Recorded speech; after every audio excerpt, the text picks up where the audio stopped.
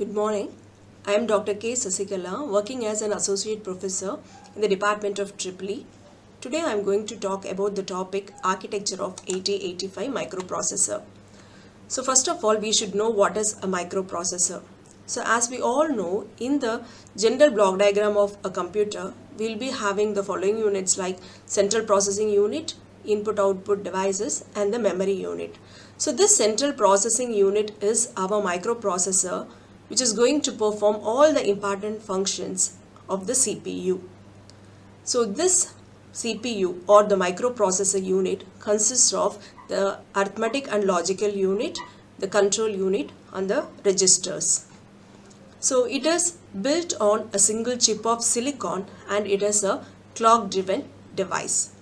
So the microprocessor is a digital device which accepts binary data as input and processes the data according to the instructions stored in the memory and produces binary data as output. The next one is the specifications of 8085 microprocessor. So before going to any processor, we should know what are all the specifications of that processor. So generally this microprocessor is an 8-bit microprocessor. So what does it mean? What is the mean by 8-bit microprocessor? This is what to say that it accepts 8-bit as input, process the 8 bits and produces 8-bit as output. So that is why this microprocessor is called 8-bit microprocessor, and it has 8 data lines, that is D0 to D7, which is used to access, that is 2 power 8, that is 256 input output devices, and it has 16 address lines, that is A0 to A15, which is used to access 2 power 16, that is 65536 memory locations, and its clock frequency is 3 megahertz and it requires 5 volts input supply.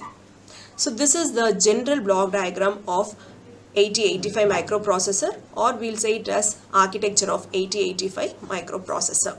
So this 8085 microprocessor consists of the following blocks, that is register array, arithmetic and logical unit, instruction decoder, interrupt control group, serial input output control group, and the timing and control circuitry. So this is the register array. So generally this microprocessor consists of 6 registers, that is B, C, D, E, H and L. So these all the 6 registers are used to store 8-bit data. So these are called the general purpose registers. Now we have register pairs also, that is always this B is combined with C and it acts as a register pair. So we'll have 3 register pairs, that is BC, DE and HL. And we'll be having the temporary registers.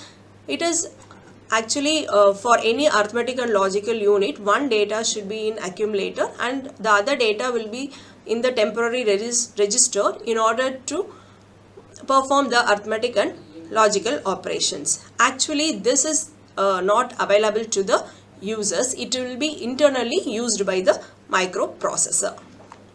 So the next one, the main important register is accumulator, because this 8085 is also called as accumulator based microprocessor. Why is it so? Because for any arithmetic and logical operation, one data should be in the accumulator, and after performing the arithmetic and logical operations, the result is automatically stored in the accumulator register. So that is why this accumulator is very important register. So the accumulator register is also called as A register. So here it is used to hold one of the operands of the arithmetic and logical operation, and the final result is also placed in the accumulator. Now the address bus. So here we have 16 address lines, that is A0 to A15. So these address lines are unidirectional. So unidirectional means the data flow in only one direction. The data flow from the microprocessor or to the memory, or from the microprocessor to the input output devices. The next one, it is used to carry the address of the memory or the input output device to which the data is to be transferred. So that is why the address bus is used and it is of 16-bit address. And the next one is data bus. The data bus is 8-bit wide and it is bidirectional because the data is transferred from the microprocessor to the memory or from the memory to the microprocessor. This is one case. And the next one, the data is transferred from the microprocessor to the output device or from the input device to the microprocessor. That is why this data is bus, that is the data bus is bidirectional. It is used to carry the data to or from the memory and the input output devices. The next one is the function of the microprocessor is to execute the instructions which are stored in the memory. So to execute the instruction, it first needs to, the instruction has to be fetched, then decoded and executed. To fetch an instruction, first the address of the instruction must be known. So the address of the instruction is present in the program counter. So the program counter is a very important register which is used for the execution of a program. So this program counter is a 16-bit register. It is used to hold the address of the memory or of the next instruction to be executed. It is used to keep track of the instruction in a program while they are being executed. So once the address is placed in the address bus from the program counter and once the data from that particular address is placed in the data bus, this program counter is automatically incremented by 1. So that is what we are saying. The microprocessor increments the content of the program counter during the execution of an instruction. The next one, the stack pointer. It is also an important special function register. It is also a 16-bit register used as a memory pointer. So whenever an interrupt occurs or whenever an interrupt occurs, the microprocessor keeps the main program's address to the stack, and after performing the subroutine program, it takes the address of the main program from the stack. So the stack pointer is used to store the address of the main program. So that is the use of the stack program. The next one is arithmetic and logical unit. So this arithmetic and logical unit, it performs both arithmetic and logical operations, and the results of the operation is stored in the accumulator. So here we have a temporary register. Already we explained, that is in the arithmetic and logical unit, one data is taken from the accumulator, the other data it is in the any of the registers, but before performing the arithmetic and logical unit, it will be stored in the temporary register. So this arithmetic and logical unit, it takes the data from the accumulator and the temporary register and it is performed. So this temporary register is not available to the user, and the most important thing is the flag register. So while the arithmetic and logical operations are performed, these flag registers will be affected.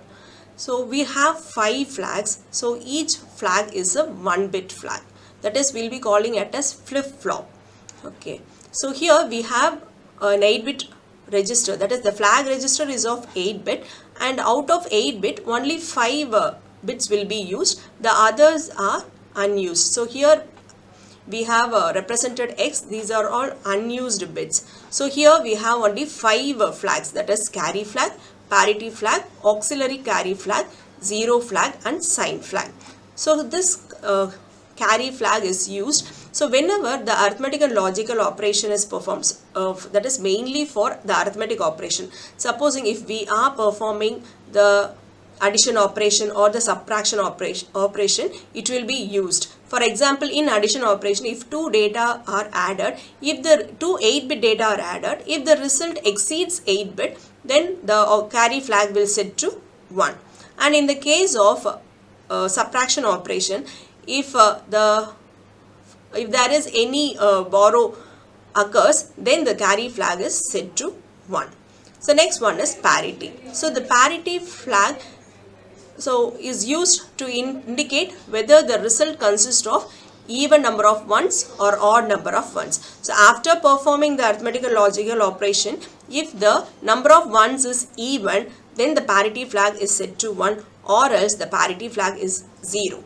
Then comes to the auxiliary carry flag. So actually we are going to perform 8-bit arithmetic and logical operations. So this 8-bit is split into two 4 bits. So 4 bits is equal to nibble. That is, from D0 to D3 will be taking, and from D0 to D3 is first 4 bit, and D4 to D7 is the second 4 bits. So if there is a carry occur from D3 bit to D4 bit, then auxiliary carry flag will set to 1. Okay.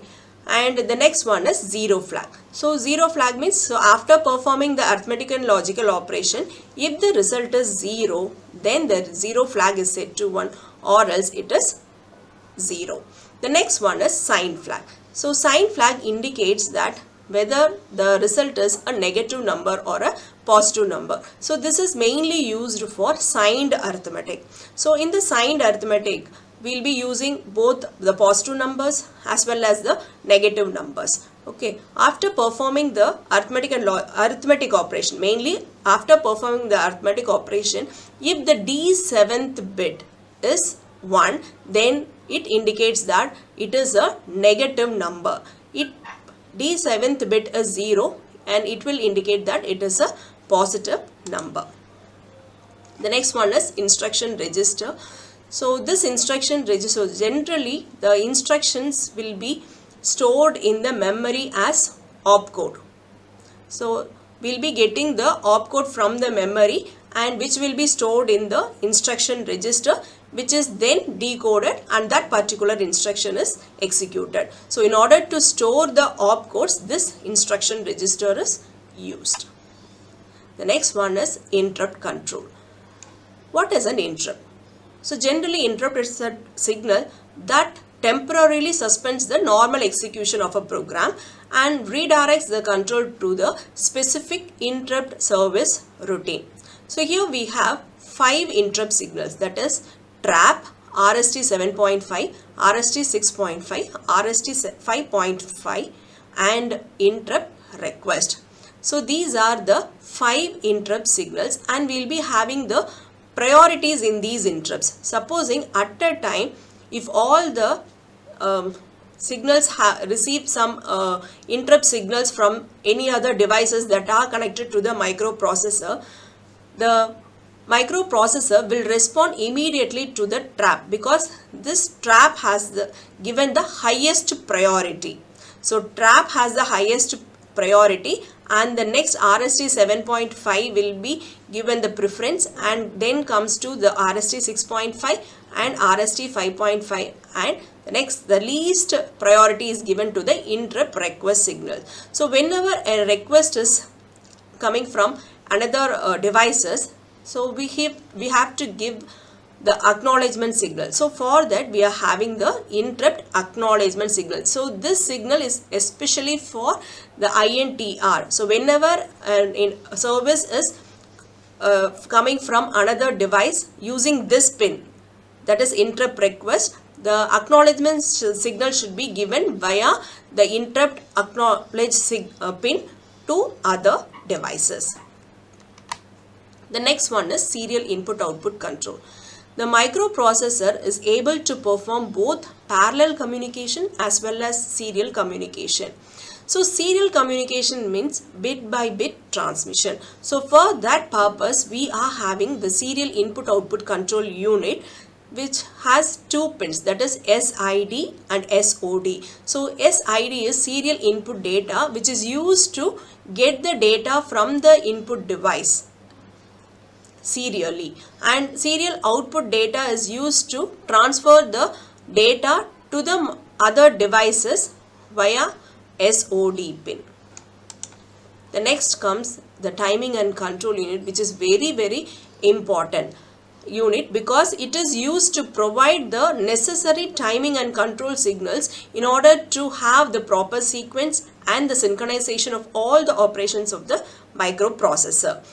So this acts as a brain of the CPU.